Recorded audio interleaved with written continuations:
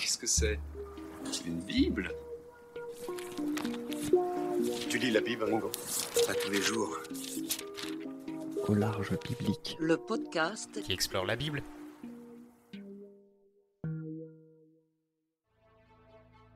Le livre de l'Apocalypse de Jean fait probablement partie des livres de la Bible les plus connus et en même temps, il est sans doute le moins lu. Le mot « apocalypse », utilisé dans le langage courant, évoque l'idée d'une fin du monde et d'un événement des plus catastrophiques. Mais ce livre de la Bible annonce-t-il la fin du monde ou bien la fin d'un monde? Fait-il référence à des événements passés ou à un avenir? C'est en nous plongeant dans ce livre que nous allons répondre à cette question. D'hier à aujourd'hui, que nous dit le livre de l'Apocalypse? Bienvenue pour ce dernier épisode de notre série sur l'Apocalypse de Jean. Enfin, dernier, peut-être pas, je vous en parlerai à la fin de cet enregistrement, après quelques remerciements. Vous avez suivi avec intérêt cette approche du livre de l'Apocalypse de Jean, dont j'ai essayé de retracer la trame dans son ensemble, en insistant aussi sur les sources de l'auteur. À la fin de ce parcours, nous avons pu percevoir combien le livre de l'Apocalypse faisait écho à d'autres passages bibliques et à d'autres apocalypses, notamment juives et judéo-chrétiennes. C'est un livre qui est marqué par son temps, celui de sa rédaction et surtout celui de son rédacteur. Pour autant, cette œuvre n'est pas seulement réductible à son passé. Il parle d'avenir, mais sans vouloir décrire avec exactitude un futur. Alors, il est vrai qu'il a suscité et suscite encore nombre d'interprétations de ce type, interprétations qui entendent le son des 7 trompettes ou les sabots des chevaux de l'Apocalypse à la moindre catastrophe. Pourtant, comme nous l'avons entendu, le livre de l'Apocalypse ne déroule pas une vision d'un futur à venir. Il ne fonctionne pas comme un récit chronologique, et j'espère vous l'avoir démontré. Des mêmes scènes se répètent avec une stratégie d'amplification, et sans doute à dessein. On part souvent de catastrophes et de bouleversements cosmiques dans lesquels certains voudraient voir déjà la fin du monde ou d'un monde, pour arriver à ce qu'il y a de plus fondamental, l'action victorieuse du Christ, de l'agneau de Dieu contre le mal. Une action qui a aussi pour conséquence des épreuves, des persécutions pour les communautés chrétiennes. Le livre de l'Apocalypse veut ainsi éviter plusieurs faux pas dans une lecture radicale que pouvaient permettre d'autres textes apocalyptiques. Alors, que nous dit l'Apocalypse de Jean ?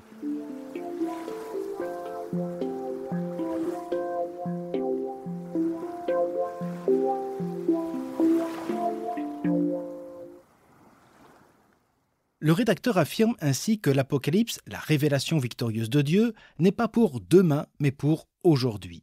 La victoire sur le mal et ses serviteurs est déjà acquise par l'avènement de l'agneau, c'est-à-dire du Christ et de sa passion. La Jérusalem nouvelle est donnée déjà à ceux qui persévèrent dans la fidélité à la croix du Christ face aux adversités. En cette fin du 1er siècle et dans cette région de la Méditerranée, l'horizon du rédacteur est pourtant celui d'un environnement hostile et violent à l'égard des chrétiens. Alors, que faire? Désespérer ou prendre les chemins de la révolte? Pour l'auteur, pas de fatalisme. Les épreuves subies, les persécutions qui laissent les croyants dans le doute ne sont pas la preuve de l'impuissance de Dieu face au mal personnalisé par le dragon, le diable ou Satan. Les oppressions s'inscrivent dans le dessein du salut qui prend son sens à la croix de l'agneau de Dieu.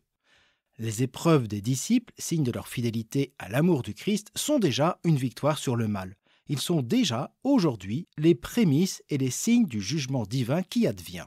Et donc, pas de vengeance. Car on peut se poser la question, fallait-il hâter ce jugement définitif, s'opposer frontalement à la bête de l'oppression romaine? On peut penser, et l'histoire le montre, que certains chrétiens voyaient dans des bouleversements de la nature ou des crises politiques l'avènement de la révélation de la justice de Dieu. Et surtout, voulaient eux-mêmes hâter ou y participer en s'autoproclamant le bras séculier du jugement divin. Cette tentation anti-évangélique fut de tout temps. La réponse du livre de l'Apocalypse est claire. C'est le Christ qui continue d'agir pour les croyants et non l'inverse. La parole de l'Évangile, le glaive de Dieu et du Verbe fait chair, vient détruire et annihiler ses ennemis. Les chrétiens sont invités à la persévérance dans la fidélité à sa parole, à la parole du Christ, et non dans une réponse violente. Enfin, le livre de l'Apocalypse distingue le mal opéré par la bête et son faux prophète, qui revêtent un aspect historique évident, l'Empire et le culte impérial, du dragon de Satan. Pour le dire autrement, l'Empire n'est pas Satan, lequel est le serpent antique de la Genèse, qui détourne l'humanité du dessein salvifique de Dieu et auquel les croyants eux-mêmes peuvent succomber. Les appels incessants à la persévérance, à demeurer dans l'alliance avec l'agneau, montrent que cette fidélité au Christ ne fut pas évidente pour beaucoup de chrétiens, capables de répondre par séduction ou par crainte aux appels de la bête. Autre point, il y a, il faut le dire, chez Jean de Patmos et du rédacteur qui lui prête sa voix, une attitude qui peut nous sembler radicale. Ne faire aucune concession avec le pouvoir en place, ne pas céder à quelque compromission. Il faut nous resituer dans ce contexte où l'Empire est aussi perçu à travers son culte impérial. Notre narrateur, en raison de sa foi, s'est vu contraint à l'exil sur l'île pauvre de Patmos, et il voit les siens de plus en plus persécutés. Donc, il n'est nulle question pour lui de céder à ce qu'il définit comme des complices de Satan, comme d'autres chrétiens le font. Cependant, il s'est donné aussi dans la nuance, il sait combien les raccourcis sont dangereux. Il est facile de voir le dragon, la bête, ses serviteurs partout. L'allégorie actualisante est toujours dangereuse tant elle sert d'abord les idéologies. Le livre de l'Apocalypse est plus subtil. Il s'adresse d'abord aux communautés chrétiennes afin de les amener à l'espérance. Le Christ est déjà vainqueur et la victoire du croyant est dans sa fidélité. L'image offerte est donc d'abord celle de l'agneau, qui supplante toutes les images d'un juge eschatologique, terrifiant, combattant et incisif. Et ce n'est pas rien. Le chrétien et les communautés chrétiennes doivent suivre l'agneau de Dieu, c'est-à-dire celui qui révèle d'abord l'amour du Père, y compris dans les épreuves, y compris sur la croix.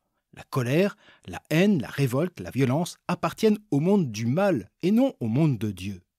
Et donc le livre de l'Apocalypse, qui débute par 7 lettres aux églises, se termine par la vision de la Jérusalem nouvelle.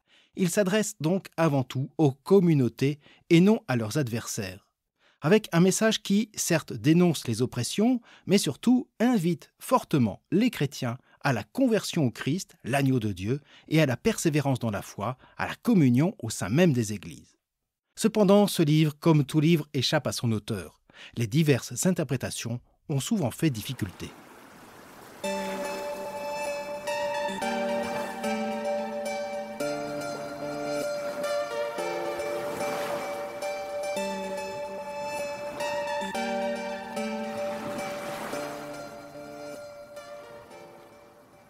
Les lectures littérales qui vont apparaître au gré de l'histoire vont jeter parfois de la suspicion à l'égard de ce livre, dont la lecture est souvent jugée dangereuse et risquée.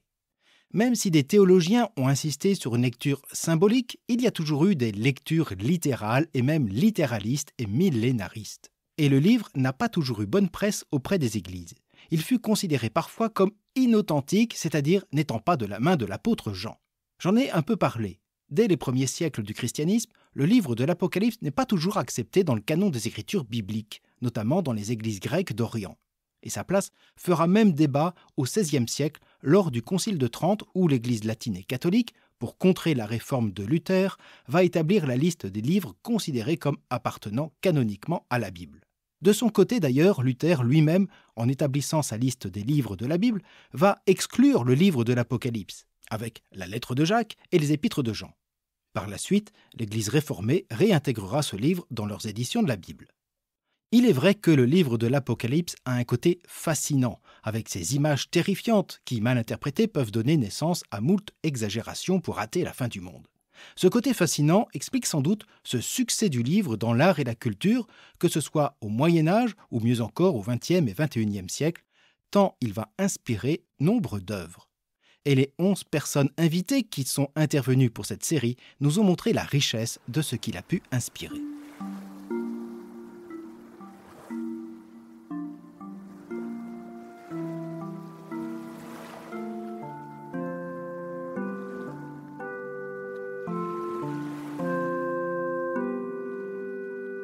Je voudrais donc remercier vivement toutes celles et ceux qui ont eu l'audace de venir parler d'Apocalypse à travers le prisme de la culture et de l'histoire. J'ai vraiment apprécié la qualité de ces interventions qui m'ont permis d'en apprendre plus ou autrement et surtout m'ont donné l'envie d'en découvrir davantage sur les œuvres et leurs auteurs qui nous ont été présentés. Et j'espère qu'il en a été de même pour vous. N'hésitez pas non plus à écouter leurs podcasts ou lire leurs productions, j'ai mis les références en note. C'est un peu mon générique de fin, même si, je vous le dirai, ce n'est pas tout à fait la fin. Alors, merci Jean-Claude Schmitt, spécialiste du Moyen-Âge, d'avoir su prendre le temps de nous expliquer simplement, avec pertinence, ces lectures littérales de l'Apocalypse qui furent celles de groupes religieux qui vont de plus en plus se radicaliser, y compris dans la violence. Merci Winnie de Mana et Plasma de nous avoir plongé dans les relations diverses entre la pop culture et l'apocalypse. Tout nous a fait parcourir l'histoire de la littérature et du cinéma apocalyptique de ce 20e et 21e siècle. Des fins du monde littéraire et cinématographique qui n'en finissent pas de nous émerveiller. Merci Lloyd de C'est plus que de la SF d'avoir pu illustrer ce lien avec le film Armageddon. Dans ce film, alors que j'avais vu pourtant plusieurs fois, je ne m'imaginais pas qu'il y avait tant de références religieuses et bibliques avec l'Apocalypse ou la Genèse ou même les péchés capitaux portés par des anti-héros. Pour rester dans le cinéma, merci à toi Thomas Baudon, de Certains les machos, de nous avoir fait découvrir ou redécouvrir le film de Bergman, Le 7e Sceau. C'est du suédois noir et blanc, mais tu as su nous en faire une lecture haute en couleurs. Chapeau à toi. Merci Corinne de Pépites et Papillotes d'avoir quasiment au débeauté analysé pour nous l'œuvre d'Umberto Eco et adaptée par Jean-Jacques Hano, Le nom de la rose, que je vais encore relire et revoir pour la énième fois, mais cela de manière différente. Je ne regarderai plus Jorge de la même manière. Merci Zu et Grand Poil de Watchlist d'avoir su partager votre regard sur une autre œuvre adaptée cette fois en série, Good Omens de Pratchett et Gaiman. Si vous qui nous écoutez avez l'occasion de voir ou lire cette œuvre, c'est un bon moment de détente et ils nous en disent pourquoi. Restons dans la littérature avec Pauline du podcast Et Tolkien dans tout ça, qui a ouvert pour nous les nombreuses pages de l'œuvre de Tolkien. Merci à toi, ta passion, tes connaissances nous ont permis de sortir des clichés sur Tolkien et son héritage chrétien et de nous avoir appris ce qu'était l'Estelle et le catastrophe. C'est toujours de la littérature, même si cela s'appelle de la bande dessinée. Merci Thomas Mourier de Cold Case de nous avoir ouvert à cette lecture étonnante et passionnante du personnage d'Apocalypse dans les X-Men et plus largement de la saga des comics X-Men. C'est en musique, avec un panel des plus originaux que Dame du podcast Écoute ça nous a fait entendre l'Apocalypse depuis Mozart jusqu'à Sardou. Merci à toi, d'autant plus que tu m'as fait découvrir à cette occasion Sufjan Stevens. Merci Manu de Tartine Tart Culture de t'être penché sur l'album des Aphrodite Child 666. Et s'il y a un album qui exprime le mieux l'apocalypse de Jean, eh bien c'est celui-ci, y compris dans l'histoire même du disque. Tu nous l'as bien fait entendre. Merci Jérémy de Sens de la Visite de nous avoir exposé la beauté du diable, ou du moins de sa représentation par le peintre Jean-Michel Basquiat en nous parlant de l'apocalypse dans l'art et dans le marché de l'art. Enfin, merci à vous, auditeurs et auditrices, pour vos messages et vos partages, et j'ai encore quelques mots à vous dire.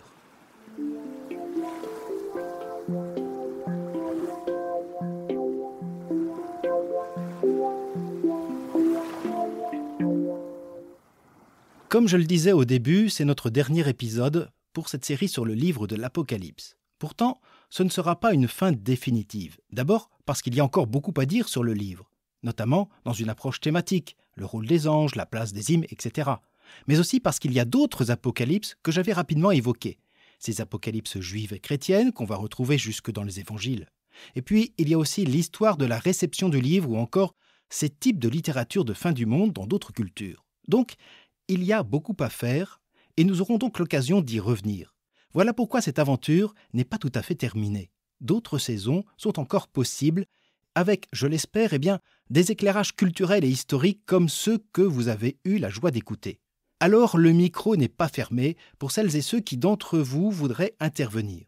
Si vous avez un sujet pour lequel vous vous dites « Ah mais je suis fan de ce film, de ce livre, de cette série ou de cette période de l'histoire et c'est en lien avec l'Apocalypse et j'aimerais en parler », eh bien c'est simple, contactez-moi via les réseaux sociaux ou via le mail podcast@aularge.eu. En tout cas, un grand merci à toutes et à tous qui avaient suivi cette série. Merci aussi à celles et ceux qui ont permis la réalisation de ce projet grâce à leurs dons sur le site Tipeee. La référence est en note de cet épisode. Vous savez, ça permet d'aider au financement de ce podcast, hébergement, matériel et achat documentaire toujours conséquents. Alors n'hésitez pas, à partir d'un seul euro, votre aide sera la bienvenue. À ce moment de l'enregistrement, nous sommes en été et j'ai décidé de faire une longue pause. D'abord pour me reposer bien sûr et me ressourcer, mais aussi pour mieux préparer la rentrée de ce podcast en septembre. D'ici là, vous avez le temps de découvrir d'autres séries en consultant le site aularge.eu et je resterai un peu présent via les réseaux sociaux, notamment pour des articles programmés, des partages d'anciens épisodes et peut-être de temps à autre quelques nouvelles. Que vous soyez en vacances ou non, je vous souhaite donc un bon été et on se retrouve début septembre pour une nouvelle série.